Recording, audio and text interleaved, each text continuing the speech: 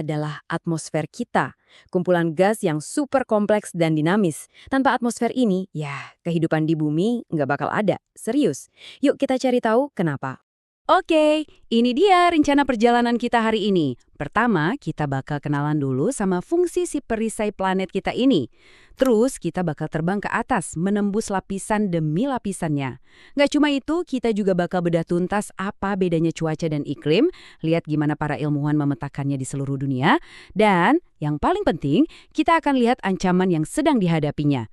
Udah siap buat petualangan vertikal ini? Oke, bagian pertama. Kita mulai dari konsep utamanya dulu ya. Coba deh bayangin atmosfer itu kayak perisai super canggih. Dia ini yang ngelindungin kita dari peluru batuan luar angkasa, dia juga yang jadi termostat raksasa biar planet kita nggak kepanasan atau kedinginan, dan tentu saja dia yang ngasih kita oksigen buat bernapas. Tanpa perisai ini, bumi itu cuma bakal jadi planet gersang yang sepi, tanpa kehidupan. Baiklah, sekarang saatnya kita mulai pendakian kita. Kita bakal menjelajahi setiap lapisan atmosfer, bener-bener dari tempat kita berdiri sekarang sampai ke gerbang luar angkasa. Siap-siap ya, ini bakal jadi perjalanan yang luar biasa. Oke, pendakian kita mulai dari lantai dasar, namanya troposfer. Nah, disinilah semua drama terjadi. Awan, hujan, angin yang kita rasain setiap hari, semuanya dibikin di sini.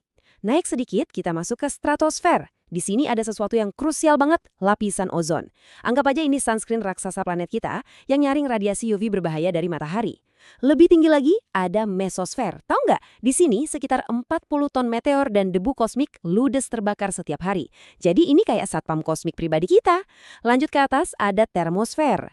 Ini nih, pusat komunikasinya. Partikel-partikel listrik di sini mantulin gelombang radio yang bikin kita bisa komunikasi keliling dunia. Keren kan? Dan akhirnya yang paling puncak, eksosfer. Lapisan terluar yang tipis banget, ini gerbang terakhir kita sebelum benar-benar masuk ke luar angkasa. Oke, kita udah tahu struktur bangunannya. Sekarang yuk kita lihat mesin di dalamnya. Gimana atmosfer ini bergerak dan hidup. Disinilah kita bakal membahas perbedaan antara cuaca dan iklim.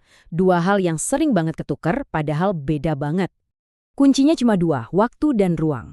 Gini deh, cuaca itu apa yang terjadi di luar jendela kamu sekarang. Hujan, panas, berangin, nah itu cuaca. Kalau iklim, itu gambaran besarnya. Rata-rata cuaca di satu tempat selama puluhan tahun loh. Jadi gampangnya gini, iklim itu kayak kepribadian suatu tempat, nah cuaca itu suasana hatinya hari ini. Paham kan? Nah, baik cuaca maupun iklim itu dimasak dari 6 bahan utama ini. Suhu dan tekanan udara itu yang bikin angin, terus kelembapan itu yang jadi awan dan akhirnya jadi hujan atau salju.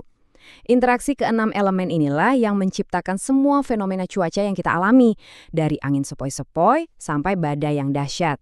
Planet kita ini kan isinya macam-macam banget ya. Ada gurun yang super panas, ada kutub yang beku abis. Nah, gimana caranya para ilmuwan mengelompokkan semua ini biar nggak pusing? Yuk kita intip beberapa sistem yang mereka pakai buat memetakan pola iklim di seluruh dunia. Setiap sistem ini tuh kayak pakai kacamata yang beda-beda buat ngelihat dunia. Iklim matahari ini yang paling dasar, cuma lihat dari intensitas sinar matahari berdasarkan lokasinya. Sistem Köppen ini lebih detail, dia ngelihat hubungan antara suhu, hujan, sama jenis tumbuhan yang bisa hidup di sana. Nah yang ketiga, Schmidt-Ferguson, ini relevan banget buat Indonesia, karena dia bantu kita paham pola musim dengan ngitung perbandingan bulan basah sama bulan kering. Nah, ini dia contohnya biar kebayang. Tipe iklim AF dari sistem Köppen itu artinya iklim hutan hujan tropis. Klasifikasi ini bukan cuma huruf di atas kertas loh. Kondisi spesifik inilah yang menopang lebatnya hutan-hutan di pedalaman Kalimantan Selatan.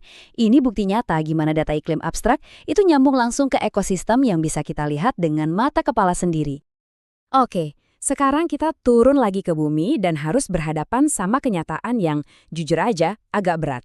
Perisai yang selama ini melindungi kita ternyata sekarang sedang dalam bahaya. Dan sayangnya, kitalah penyebab utamanya. Sumber kami dengan jelas nunjukin kalau biang keladinya adalah peningkatan gas rumah kaca.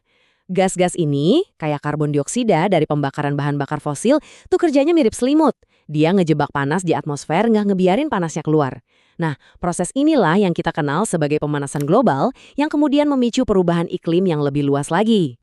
Terus, kenapa ini penting buat kita? Karena dampaknya itu nyata dan makin terasa setiap tahunnya.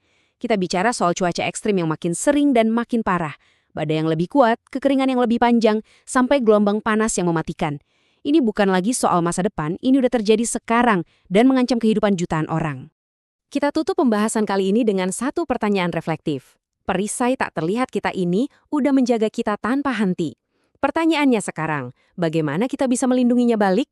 Bagaimana kita bisa menjadi perisai untuk atmosfer kita sendiri? Masa depan planet ini ada di tangan kita. Terima kasih sudah menyimak perjalanan kita kali ini.